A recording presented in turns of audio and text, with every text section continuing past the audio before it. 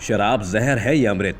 इस बात का अंदाजा आप इस बात से लगा सकते हैं कि हमारे देश में सोशल मीडिया प्लेटफॉर्म या न्यूज़पेपर के जरिए हर दिन जहरीली शराब पीने से मौत की खबर सामने आ रही है। लेकिन गांव और कस्बों में रहने वाले लोगों को, जो कम पढ़े लिखे हैं, उनको अभी भी शराब पीने को लेकर बहुत सी बातों का मिथ है। उनका मानना है शराब और बियर पीने से आदमी स्ट्रांग और हेल्दी होता है। और तो और वो तो ये भी कहते हैं कि अगर शराब इतनी खराब है तो इसे आर्मी को क्यों दिया जाता है। इसलिए आज हम शराब से जुड़ी हर एक पहलू पर बात करेंगे और जानेंगे कि आखिरकार ये कैसे बनाया जाता है।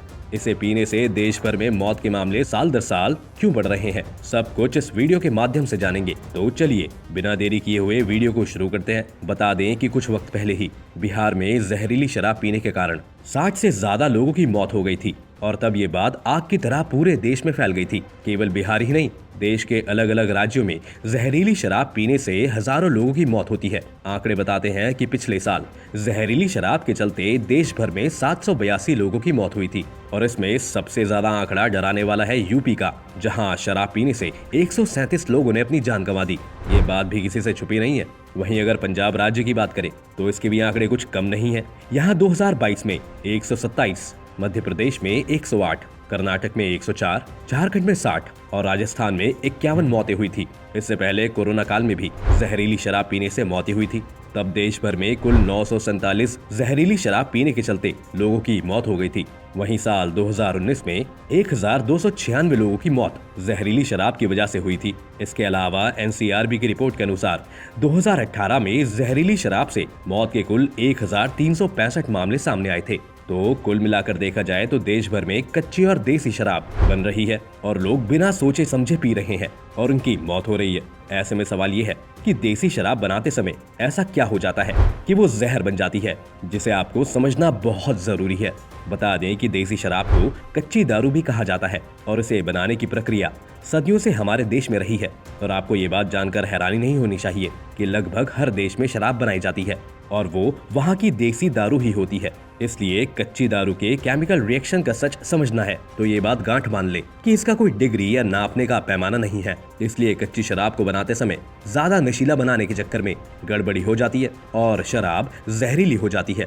परिणाम स्वरूप इसे पीने वाले की मौत हो जाती है। वहीं अगर पहले के समय की बात करें तो देसी शराब बनाने के लिए गुड़ और शीरा का उपयोग किया जाता था, लेकिन अब इसमें यूरिया और बेशरम बेल की पत्तियां डाली जाती हैं ताकि इसका नशा तेज और टिकाऊ हो जाए। शराब को अधिक नशीली बनाने के लिए इसमें ऑक्सीटोसिन नामक केमिकल मिलाया जाता है और शराब जहरीली हो जाती है, जिससे कि पीने वाले लोगों की या तो मौत हो जाती है या फिर वो लोग अंधे हो जाते हैं। यही नहीं, ऑक्सीटोसिन को लेकर हुए शोध बताते हैं कि इससे नपुंसकता और नर्वस सिस्टम से जुड़ी कई तरह की भयंकर बीमारियां हो सकती हैं। इसके सेवन से आंखों में जलन, खराश और पेट में जलन हो सकती है। कई बार तो पूरा डाइजेशन सिस्टम ही फेल हो जाता है। इसलिए डॉक्टर्स भी किसी भी रूप में ऑक्सीटोसिन का उपयोग ना करने की सलाह देते हैं। बता दें कि कच्ची शराब में जब यूरिया और ऑक्सीटोसिन मिलता है तो ये मिथाइल अल्कोहल बन जाता है। मिथाइल के शरीर में जाते ही तेजी से केमिकल रिएक्शन हो जाता है, जिससे कि शरीर में अंदरूनी अंग काम करना बंद कर देते हैं और तुरंत मौत हो जाती है। लेकिन अब सवाल ये उठता है कि कच्ची शराब को पीने के बावजूद कुछ लोग बच कैसे जाते हैं। तो इसका सीधा सा जवाब है, जब देसी शराब में केमिकल के अनुपात की दिक्कत होती है तो ये अलग अलग लोगों के शरीर पर अलग अलग तरीके से असर करती है। कुछ लोगों के शरीर में इस केमिकल का रिएक्शन धीरे धीरे होता है तो वो बच जाते हैं और जिन लोगों के शरीर में केमिकल का रिएक्शन तेजी से होता है वो मर जाते हैं। एक्सपर्ट्स के मुताबिक जो सर्टिफाइड देसी दारू है उनमें 95% तक अल्कोहल होता ही नहीं है और इसे एथोनल भी कहते हैं, जो गन्ने के रस, ग्लूकोज, शोरा, मुहाओं का फूल, आलू, चावल, जौ, मकई जैसी किसी स्टार्च वाली चीजों का फर्मेंटेशन से तैयार किया जाता है। और ये तरीका शराब बनाने की स्थिति में सामान्य है और इससे शरीर पर कोई सीधा घातक असर नहीं होता।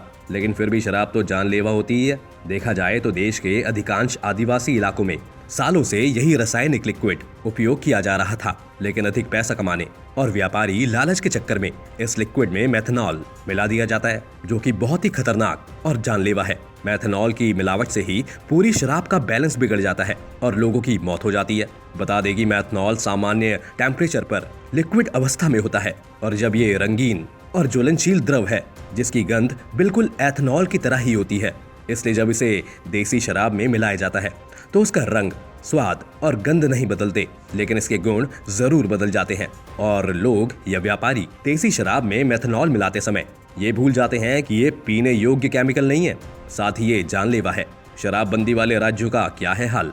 बता दें कि हमारे भारत देश में अभी शराबबंदी को लेकर बिहार, गुजरात, मिजोरम, नागालैंड और लक्षद्वीप में शराबबंदी कानून लागू है और यहाँ शराब पीने पर रोक है। और अगर कोई शराब पीते हुए पकड़ा गया या बेचते हुए पकड़ा गया तो उसके खिलाफ सख्त कार्रवाई की जाती है।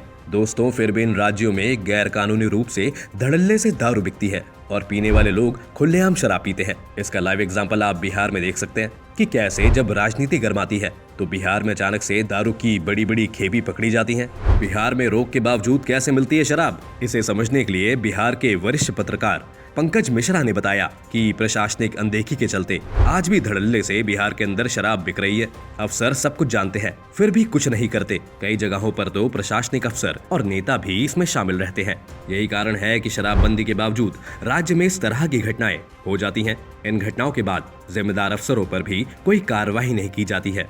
पंकज आगे कहते हैं, बिहार में एक तरफ झारखंड तो दूसरी तरफ उत्तर प्रदेश से शराब आती है। बॉर्डर पर शराब तस्करों को रोकने के लिए कोई खास व्यवस्था भी नहीं है। ऐसा इसलिए क्योंकि सरकार में बैठे बहुत से नेता मंत्री खुद इससे जुड़े रहते हैं। पूर्व मुख्यमंत्री जितन राम मांझी भी तो कई बार बोल चुके हैं कि शराबबंदी कानून गलत है, इसे हटाया जाना चाहिए क्योंकि इसकी बंदी के बावजूद भी खुलेआम पूरे बिहार में शराब मिलती है। पलटवार करते हुए बिहार के सीएम नीतीश कुमार ने कहा, बिहार में दारू बैन है, जो भी शराब पिएगा वो मरेगा ही।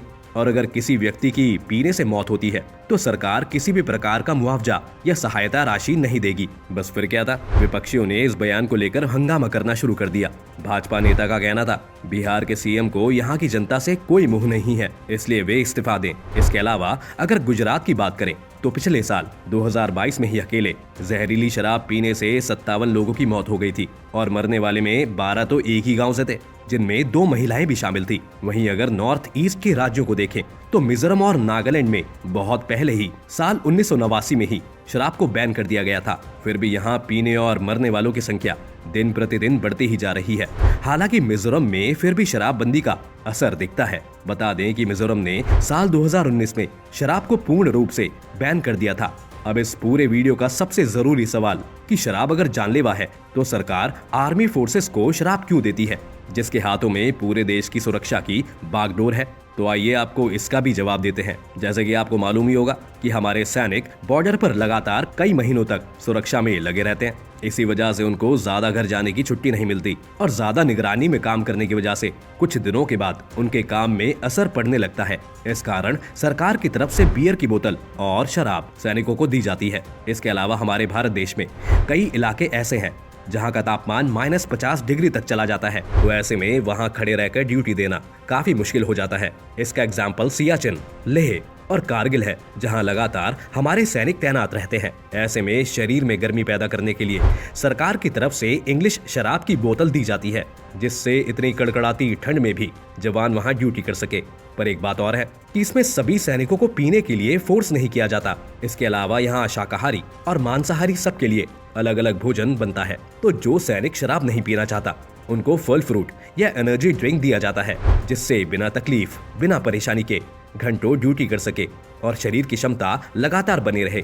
वहीं सवाल सुरक्षा देने की है, तो इसमें सरकार की शर्त होती है कि सैनिकों को शराब पीने की छूट तो दी गई है, लेकिन ये नशा ड्यूटी के दौरान बिल्कुल भी नहीं दिखना चाहिए और इसका प्रयोग ऑफ ड्यूटी के दौरान ही होना चाहिए। इसलिए सभी सैनिक इस बात का खूब ध्यान रखते हैं। बता दें कि हमारे जवानों को शराब पीने की आदत या सरकार द्वारा शराब मुहैया कराए जाना ब्रिटिश काल से चली आ रही है, जो अब तक चल रही है। तो दोस्तों, ये रही एक छोटी सी लेकिन कमाल की जानकारी। आपको कैसी लगी हमें कमेंट के माध्यम से बताना बिल्कुल ना भूलिएगा। और अगर जानकारी पसंद आई हो तो दोस्तों इसे शेयर करना बिल्कुल ना भूलें और हमारे चैनल को सब्सक्राइब कर लें। धन्यवाद।